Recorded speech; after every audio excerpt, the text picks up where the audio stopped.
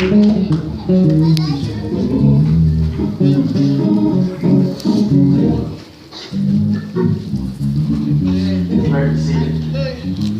Father, we come to you right now, God. Thank you, Lord, for your awesomeness. We thank you right now, God, for another opportunity, God, to come together one more time, God, to commemorate this occasion, just to praise and to magnify you right now. In the name of Jesus, Lord, we ask, Lord, to give attentive ears, God, to your word on today, God. God, help us, God, to hear your word and apply it to our lives right now. In the name of Jesus, we bind every distracting spirit, we bind every hindering spirit right now. In the name of Jesus, Lord, we thank you, Lord, for the testimony that's coming from this right now, God. Lord, we thank you, Lord, for breaking shackles, God. Lord, we thank you for freeing the captives right now, God. In the name of Jesus, Lord, we thank you, Lord, for your presence on today right now, God. We thank you, Lord, for the testimony that came today, God. Saving people's lives right now, God. But more importantly, God, revealing yourself right now. In the name of Jesus, Lord, we thank you, Lord, for everything you've done, everything you're going to do right now. In Jesus' name we pray. We say amen, amen, amen. From God to the palace and to the elect lady, to everyone here. Thank God for allowing us to make you here safe and sound. We're going to ask you to turn to Mark, the 10th chapter.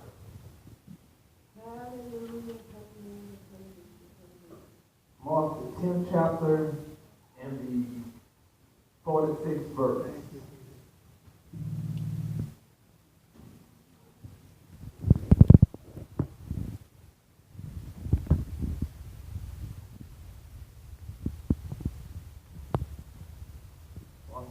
Mark, the 10th chapter, and the 46th verse.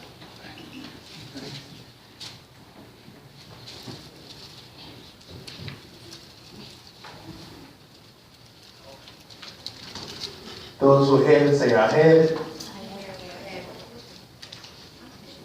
Those that don't have it, say, I ain't got it yet. Okay.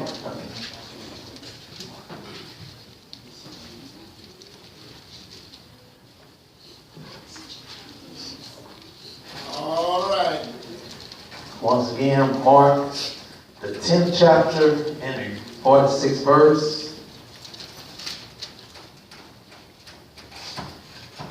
Those who still need a second to find and say, I ain't got it yet. Everybody have it? Okay.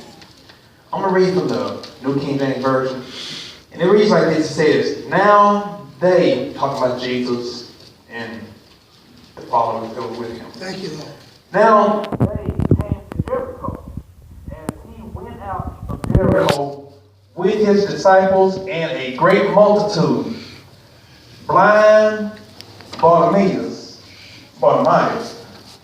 the son of Timaeus, sat by the road begging. And when he heard that it was Jesus of Nazareth, he began to cry out and say, Jesus, Son of David, have mercy on me. Notice the exclamation point. Then many warned him to be quiet. In other words, they told him to shut up. But he cried out the more, Son of David, have mercy on me. So Jesus stood still and commanded him to be called. Then they called the blind man, saying to him, be of good cheer, rise, he is calling you. And throwing aside his garment, talking about the blind man, throwing aside his garment, he rose and came to Jesus. So Jesus answered and said to him, what do you want me to do for you? The blind man said to him, Lord, that I may receive my sight.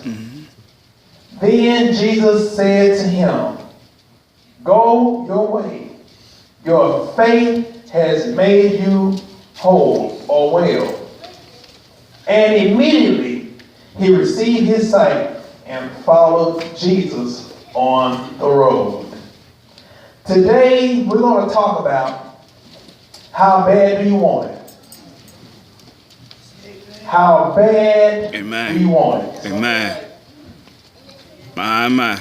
As you see in this story, it actually, even though it was written years ago, and the blind man was blind. But if you look at it, that was his condition that he was facing. And many of us today are facing our own issues. But we have to ask ourselves, how bad do we want it? How bad do we want the relief, the healing that we seek God for? How bad do you want it?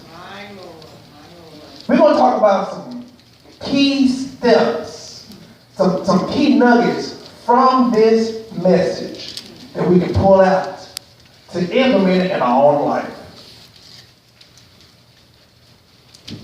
The first step, we have to recognize that we have a problem. There is a situation that's in our life. The first step in having a problem fixed or a need to be met is to admit that there is a problem. There is a need that needs to be met.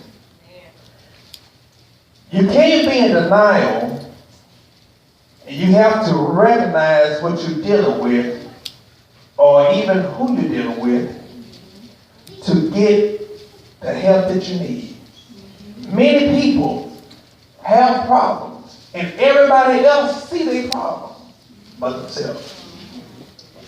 And that doesn't mean, a lot of times, it doesn't mean that they are in sin.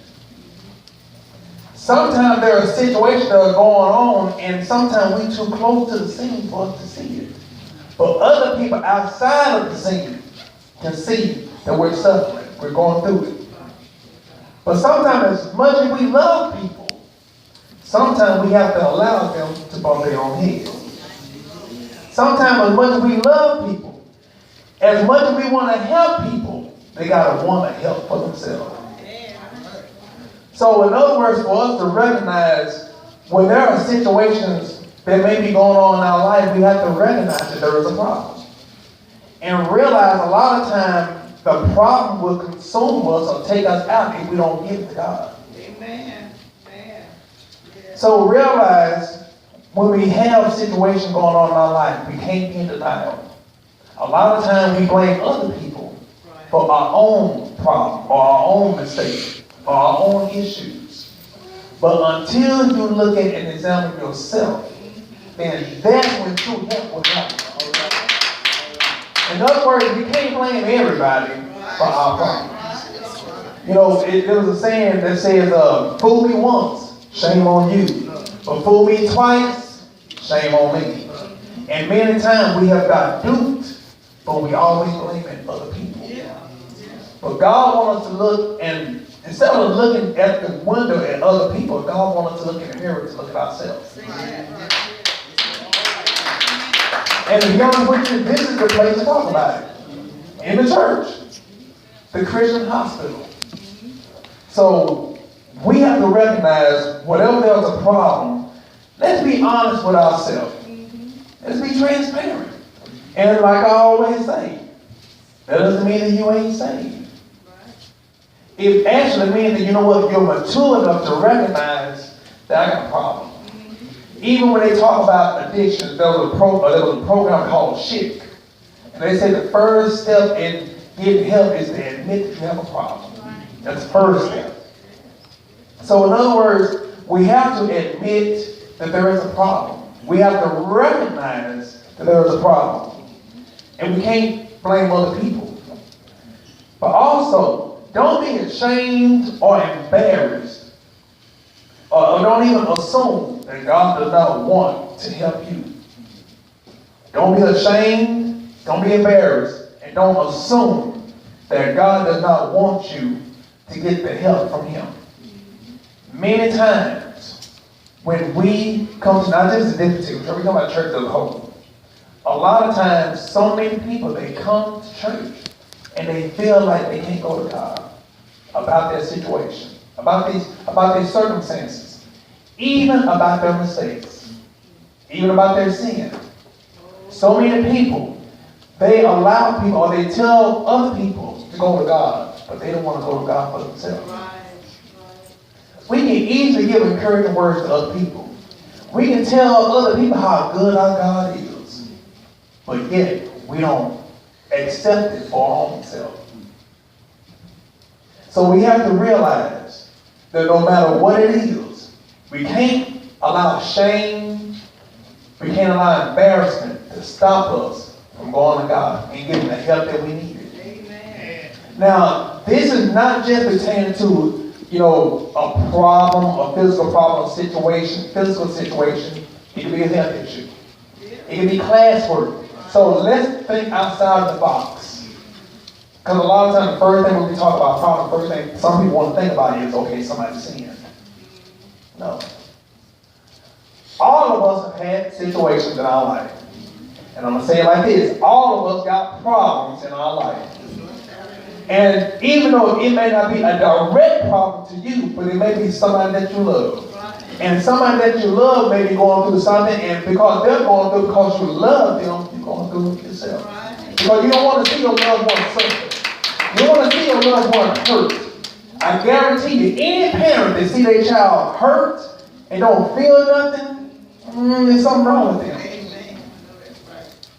Any parent that's able to see their child hurt, and their parent is still there, you see a loving parent, when their child's suffering, it's like both of them suffering. They can see the concern in the parent's face because their baby is suffering. Think about how God feels about us when we're going through. And we don't go to Him. So when we go through things, realize that God wants us to go to Him. But also, like I said, we can't allow embarrassment, we can't allow shame to stop us from going to God or to get the help that we need. Because a lot of times God will send you to people here to get the help that you need. Some people, well, I don't want to go to some psychiatrist. There are some Christian psychiatrists that are available, and they are ministers. They are ministers also.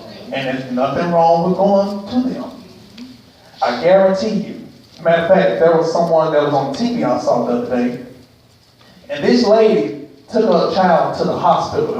It was a lady that took her son to the hospital. And because they did not have a white doctor, she refused to let her son be seen by any other doctor that was not white.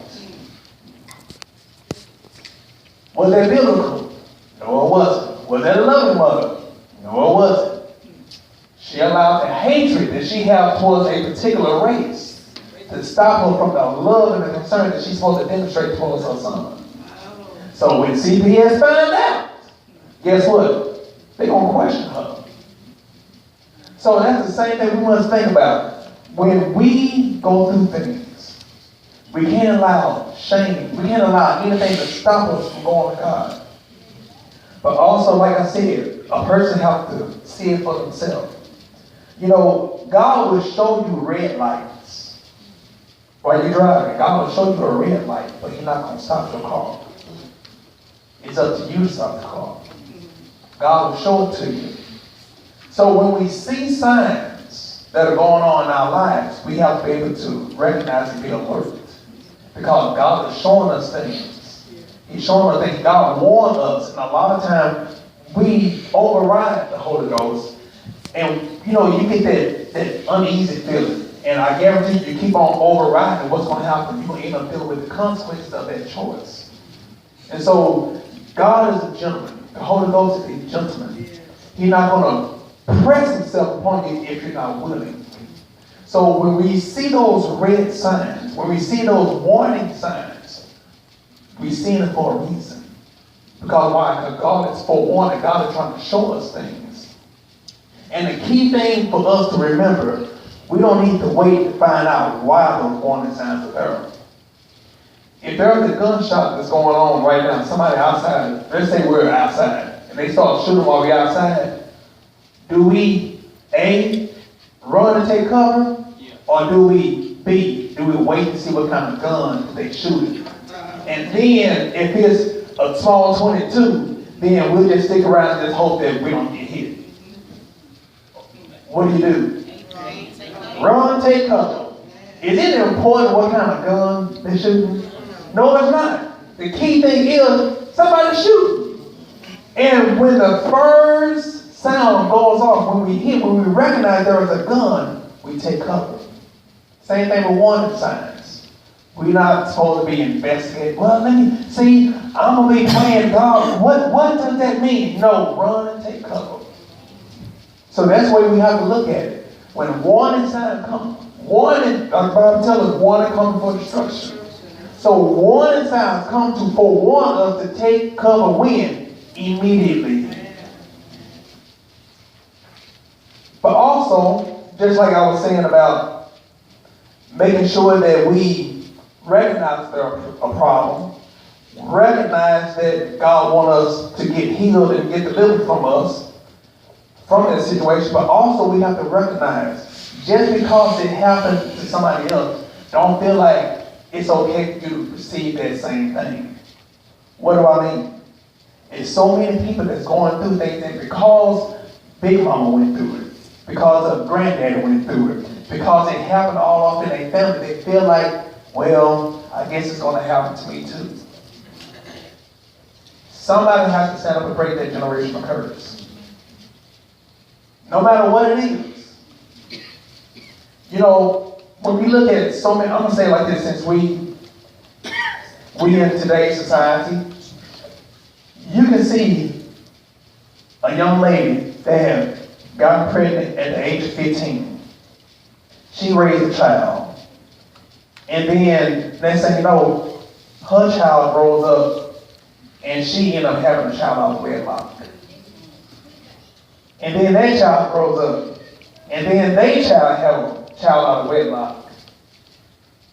Somebody got to break that curse. We have to be able to be informed and help, especially when we see and recognize something that's going on. We have to be able to not just look at it, well, you know, it's just something that happens in the family. Or, well, you know, that's just the way life feels. That's not the way it has to be. We have control to stop things. God has given us the power and authority to stop things, to prevent things. But we have to recognize and realize, you know what? This is something we have to put a stop to. 1 John 5, 14 and 15. When it comes down to going to God with confidence, realize that God wants you to go to Him. 14 tells us, now this is the confidence that we have in Him, that if we ask anything according to His will, that He hears us. 15 says, and if we know that He hears us, whatever we ask, we know that we have the petitions that we have asked Him for. 1 John 3 and 21, it tells us we have confidence towards God. And whatever we ask, we receive from Him because we keep His commandments and do those things that are pleasing in His sight. Some of the things that we need to do to get the things that God wants for us to have and the things that we're praying to God for. Sometimes we got to get out of our comfort zone. We got to get out of complacency. Realize this. To get what you never had, you have to do something that you've never done. A lot of times we're praying, but a lot of times we, like I said, we put a cap on the Holy Ghost moving in us. God may have you sitting down while we're in service and tell you, get up and walk around. Get up and praise Him. Lift up with your hands. Even while the service is going on, God may tell you to just come to the altar and just bow before Him. Raise your hands. And because we say, well, you know, That's not what we traditionally do at this time. We talk ourselves out of our own healing. How many of us have actually came to church at one point of our life, sick or not feeling well? That's all we all have. It can be physically sick, it can be emotionally sick, psychologically sick, hurt. But what happened, just like Brother Martin, and thank God for Brother Martin, we're going to be praying for the Conner family. But even at the time that we all have came to church where we not felt our best. But there's something about when we get here and we start participating in the worship service, what happens? We feel better. Mm-hmm. It doesn't matter if it's physical, emotional, you might have things on your mind that you've been dealing with all night. And something, how they say, something tries to stop you from coming to church. But it's like the more problems came, the more you fought to get here. And when you got here, you got that peace. You got that joy that you wouldn't have gotten if you would have stayed at home.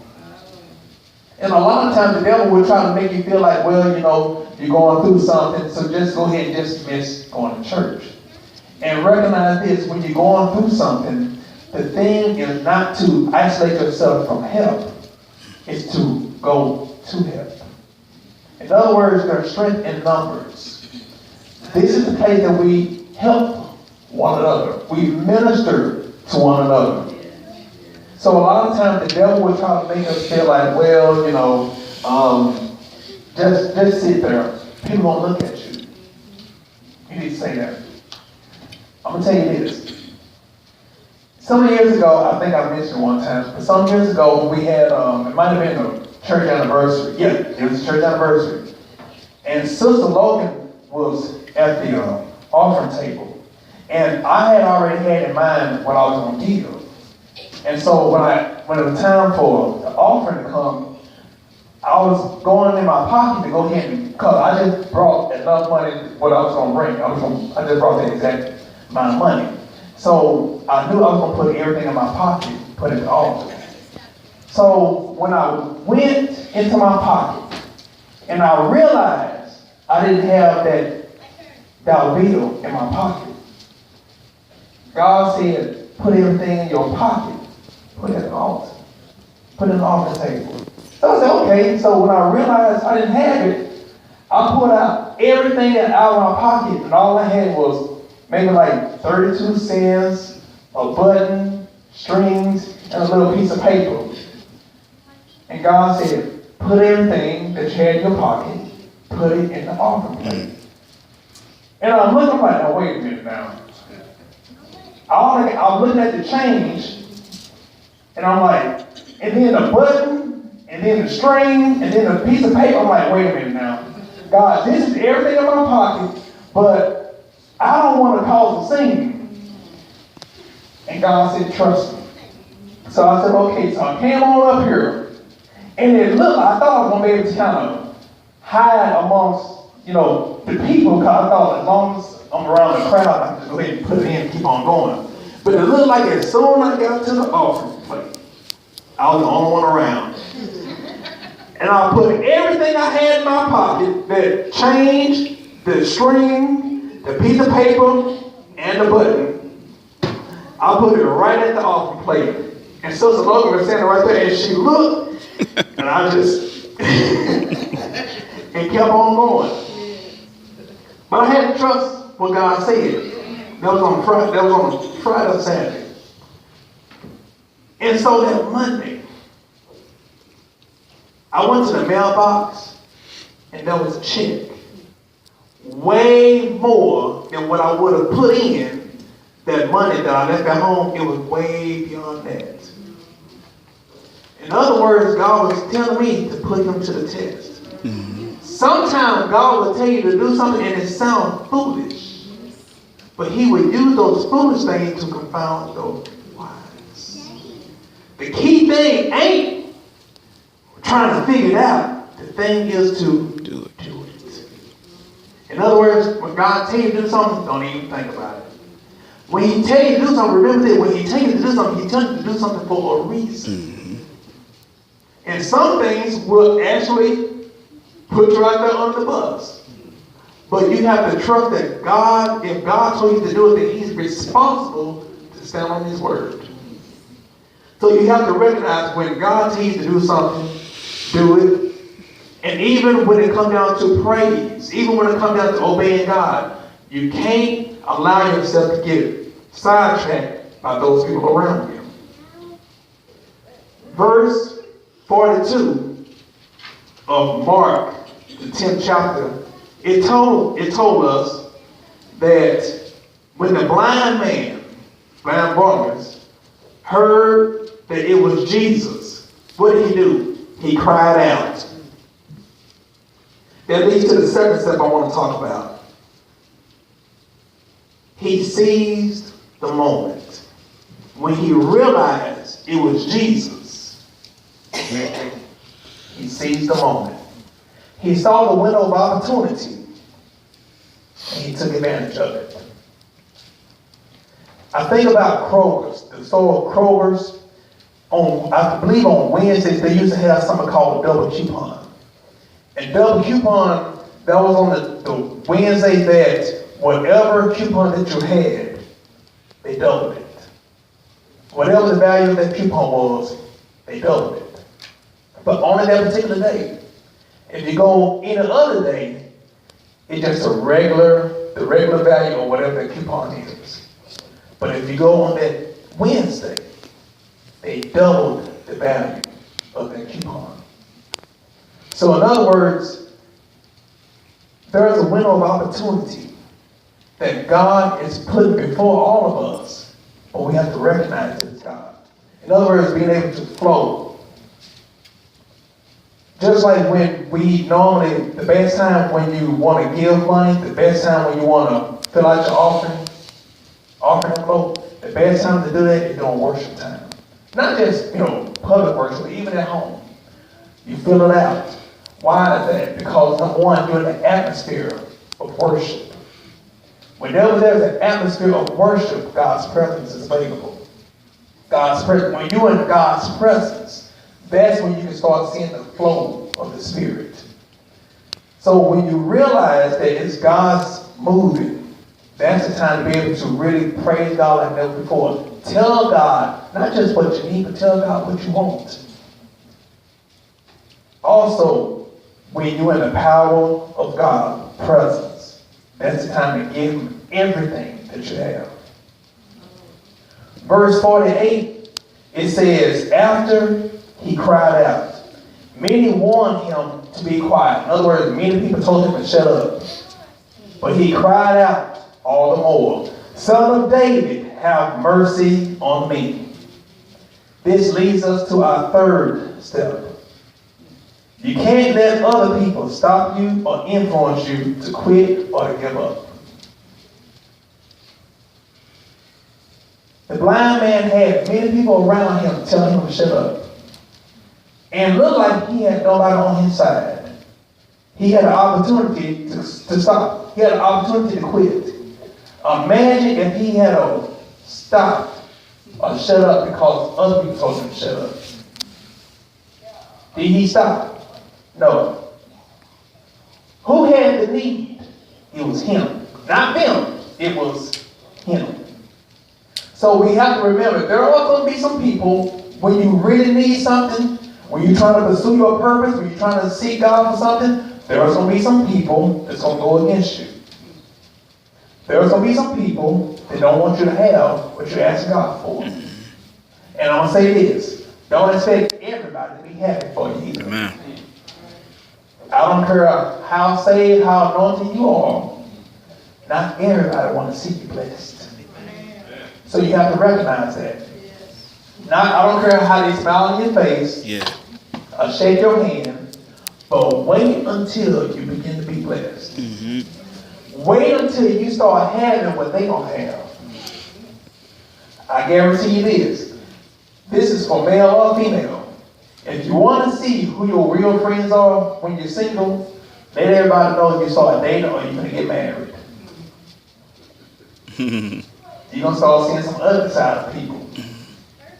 Well, I don't know why she getting married. She already been married 2 times and ain't been married yet. It's my turn. Y'all heard of that, am I right? Yeah. Well, how they get a raise? I can't even get a job. How you gonna get it happens. But also, I'm gonna say this. Even when it comes down to seizing the moment, kind of going back a little bit, even going back to seizing the moment, I'm gonna tell you this. If you had a job and you want to get a raise, the best thing for you to do is pay your offering, pay your tithes and offering as if you already got your raise. Whatever amount of money you want to make, that's the tithe offering that you base your tithe off of. Whatever you want to make, pay that. Whatever you desire God for, pay that. When you start paying that, you put God to the test. In other words, and not just give it, but expect it. Give, and it will be given unto you. So, like I said, when we have those things that come up, we have to realize that we have to really be careful in the people that we have around us. In other words, it's time for us to check our surroundings. Because like I said, when you know people don't want to be blessed, you can't take it personal and you can't focus on them. You stay focused on your purpose. Stay focused on what God told you to do. Stay focused on what you pray and believe in God for. So you have to keep yourself what? Focused. Can't be distracted. Sometimes we miss out on our own blessing because we allow other people's feelings, opinion upon ourselves. We make us miss it. So don't allow your surroundings or situation stop you from what? Moving forward. In other words, you can't quit. You can't give up. James 5:16 tell us the effective fervent prayer of a righteous man availeth much. From the Amplified, it says this. It says the earnest, heartfelt, continued prayer of a righteous man make tremendous power available, dynamic in its working. In other words, not allowing people, but also our situations stop us from praising God and seeking God for what we desire. Who's going to stop us? Nobody but ourselves. Who has the ability to stop us? Nobody but ourselves. The devil can only do what you allow him to.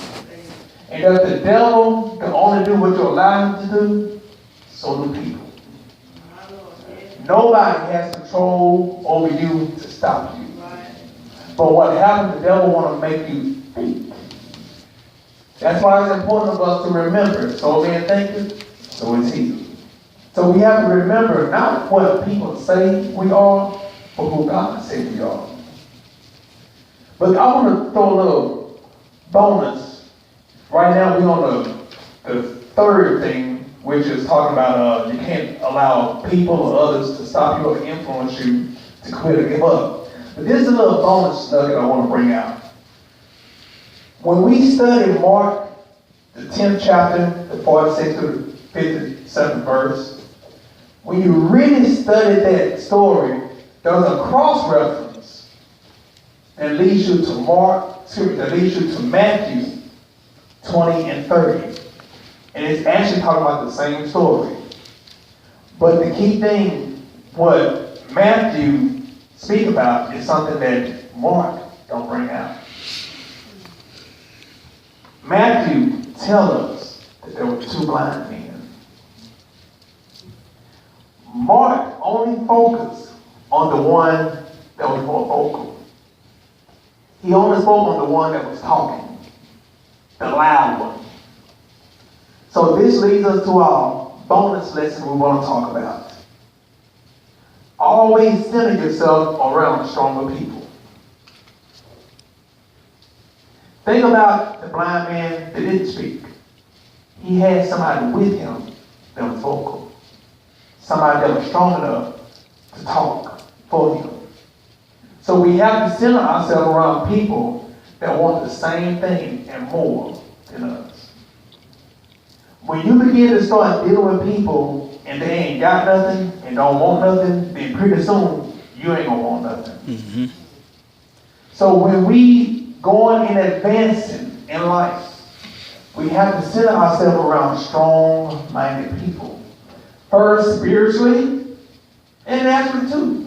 Financially, emotionally, all those aspects. We have to center ourselves around strong and like-minded people. So, I wanted to bring that up too. But after the blind man who was told, be of good cheer, when he was told, be of good cheer, Jesus is calling for you. Verse 50 tells us that he threw down his garment. He threw down his garment. During that time, the garment, when blind people were blind, they had to wear a garment around them to let people know that they were blind. But I want y'all to get this. When he was called by Jesus to come, when the people that was following Jesus told him to come, Jesus called for him. What did he do? He threw down his garment. In other words, he no longer identified himself as a blind person. He no longer identified himself as someone that had that condition. In other words, he received it spiritually. He was expecting healing, even though he hadn't received the physical healing yet. He received it in the spirit, and he was expecting healing. So when he knew that Jesus, he was going to get Jesus, he was going to meet Jesus, he was expecting to get what he was asking for. It leads up to the fourth thing, which the whole testimony service was talking about. You gotta have faith. Faith. Hebrews 11:1 tells us that now faith is the substance of things hoped for and the evidence of things not seen.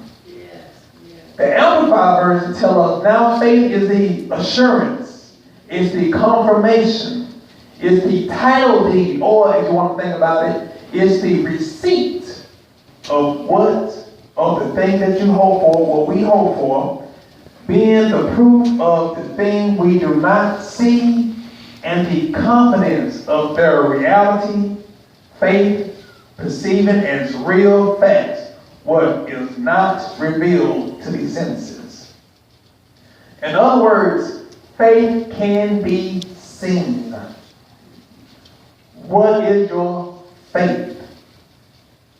Like I said, Hebrews already told us that now faith is the what? It's the substance. Things. It's the substance. Mm-hmm. In other words, when you look at 1 plus 1 equals 2. Whatever the answer is to the problem of 1 plus 1, whatever that answer is, it's always going to be after the equal sign. So when you look at faith, faith is your action based upon what you're desiring that is not yet seen in the senses. And whatever your action is, let people see what you're believing through your actions. That equals faith. Faith. Faith is the receipt of what you're desiring. For those who have been on a bus or who've ever ridden a plane, whenever you have your luggage, they always give you your ticket. Faith is having you to go to the baggage claim and for you to have your stub of whatever luggage that belongs to you. You cannot accept and you cannot collect your luggage without your ticket. If you don't have your ticket, what do? They tell you you need to get your ticket. Even though it's yours, You have to have something to claim what's yours. Same thing pertaining to faith.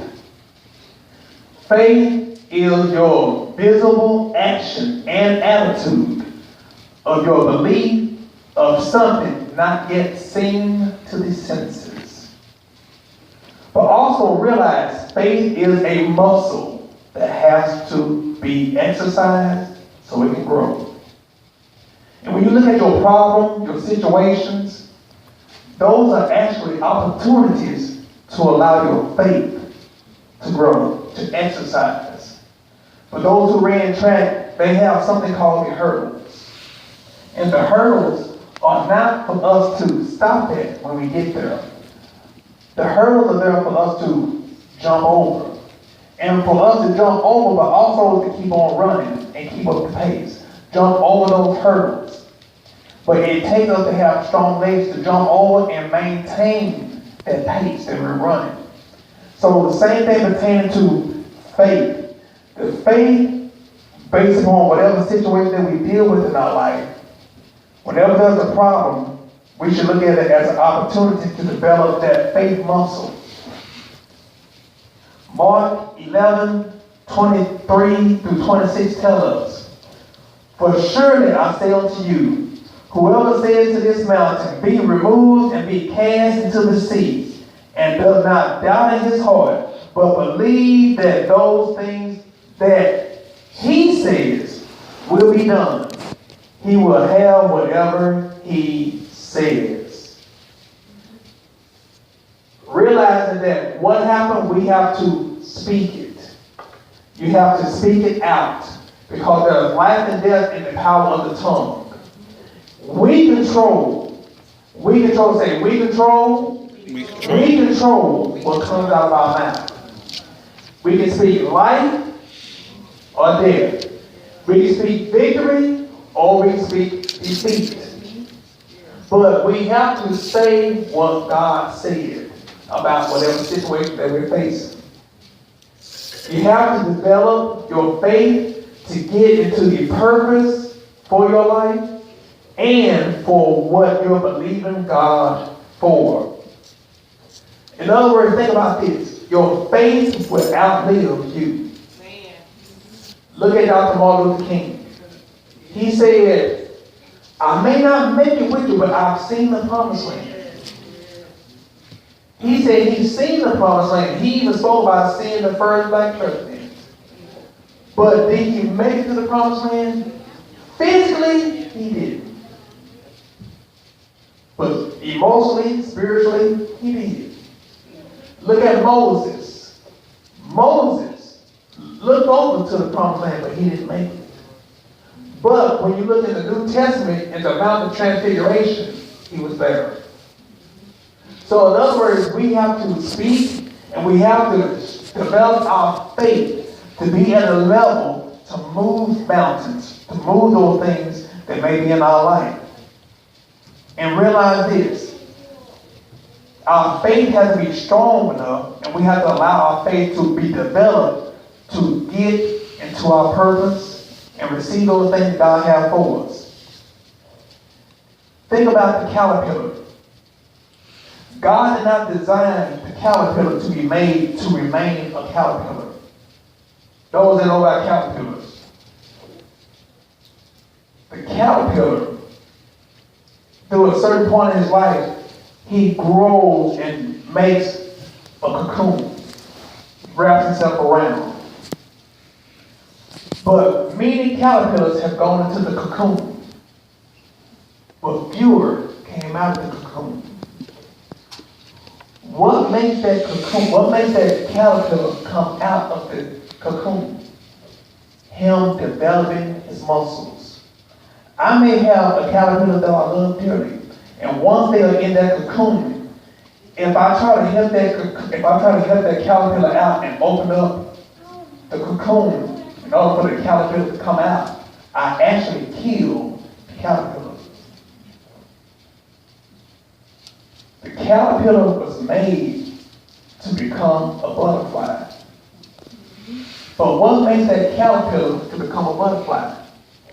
By the process of him breaking out of that cocoon. That's what makes that caterpillar not just to become a butterfly, but also it gives it the strength to fly. And when you realize a caterpillar, once it comes out of the cocoon, it actually looks much better than it did when it first went to the cocoon. So realize you're going to not just be able to look better, but you're going to be able to fly. If you can get out of that situation that you're in, but it's going to take your faith muscles to get you out of that cocoon. So realize we have to get ourselves out and develop that faith muscle.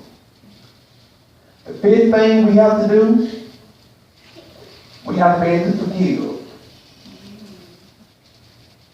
Therefore, I say unto you, whatever things you ask when you pray, believe that you have received them, and you will have them. And whenever you stand praying, if you have anything against anyone, forgive them, that your Father in heaven may also forgive you your trespasses. But if you do not forgive, neither will your Father in heaven forgive your trespasses. A lot of times, unforgiveness is the poison that contaminates us from making it to our promised land. For us to receive what God has for us. And like I always say, a lot of times, the forgiveness is not for them. It's not for the other person, it's for ourselves.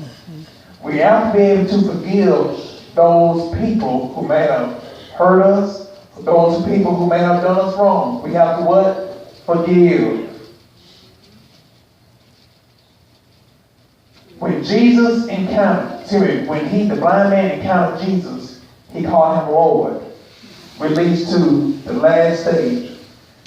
Talks about when he called him Lord, he actually worshiped him. The last thing is about worship. No matter what situation that you're in, always and never allow anything to stop you from worshiping God, from praising God.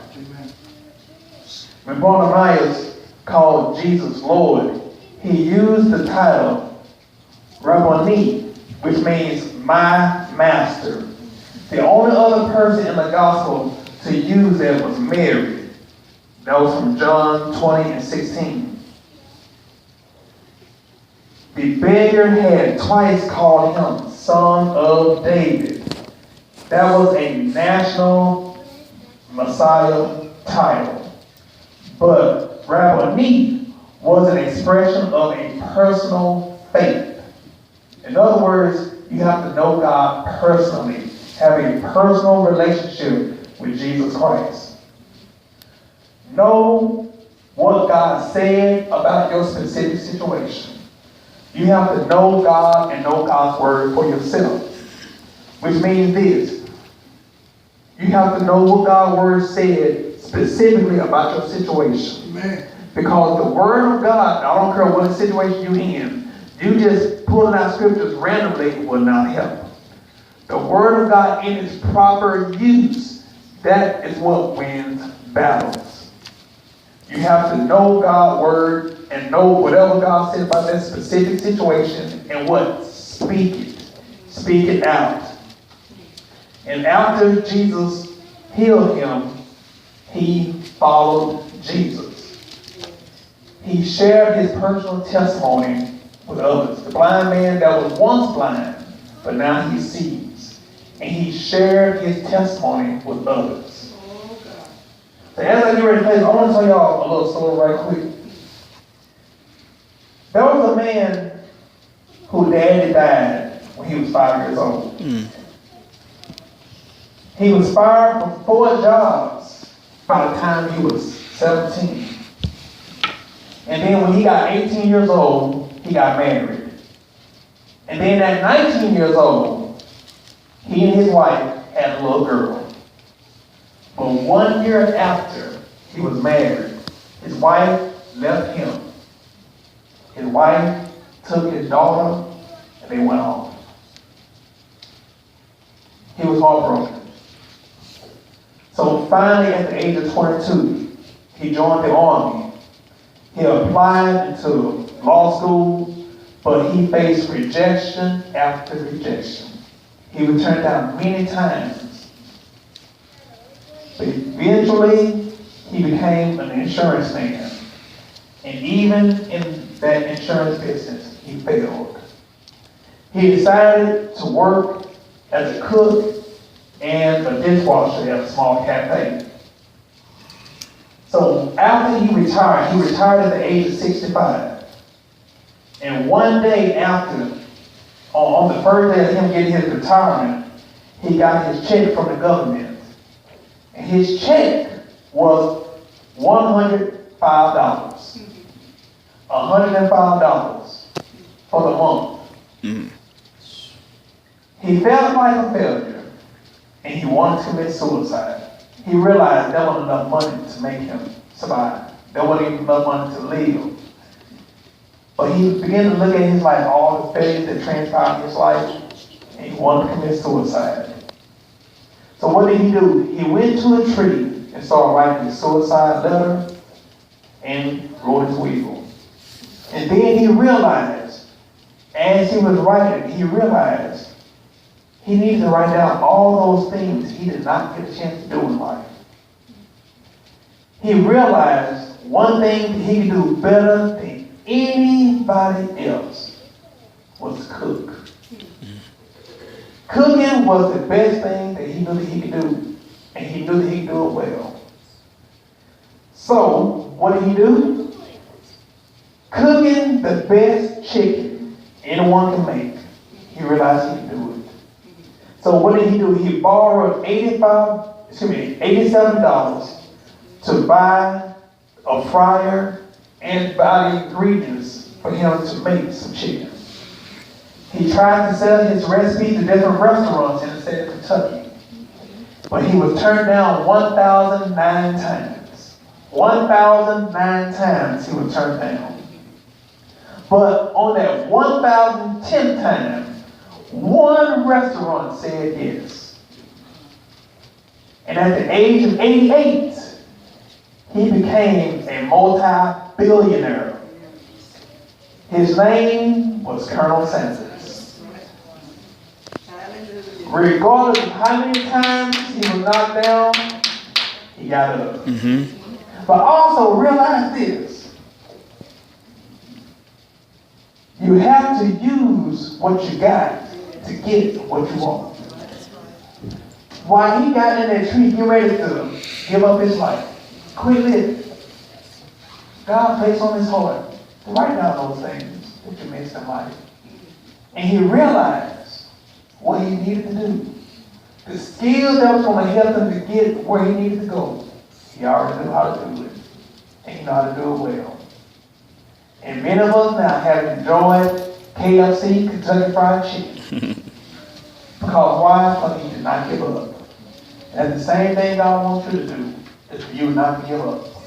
But realize you have to be ready and equipped to face those things that are before you. But those things that are before you are not to destroy you, but it's to make you become the person that he wants you to be.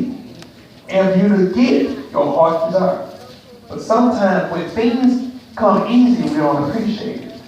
But sometimes when things are a little bit difficult, when we don't give up, then we'll be able to appreciate, really appreciate what we have. I hear a lot of times, I'm not a mother, and I've never given birth to a child, but you think about those mothers who have given birth to a child, they love their child after they give birth to their child. All throughout that labor pain that they dealt with, the sleepless nights, those, those morning sickness, all that stuff, even through what that child put them through, they still love their child afterwards. Now thank God that God allowed the women to have the baby and not the man. Because if God allowed the man to have a baby, I don't want nothing to do with that child. I don't want to see it, I don't want to deal with it. No, that's that. But God allowed the woman to give birth to the child because God knew what he was doing. So, with all that being said, if there's anybody that may be facing something and they may be unsure if they're ready or even if they know how to give everything to God, this is your opportunity to ask God, we're going to touch and agree that He will help you to not just give it to Him, but give it to Him once and for all. If there's anyone that needs prayer, you're welcome to come at this time. No? Okay.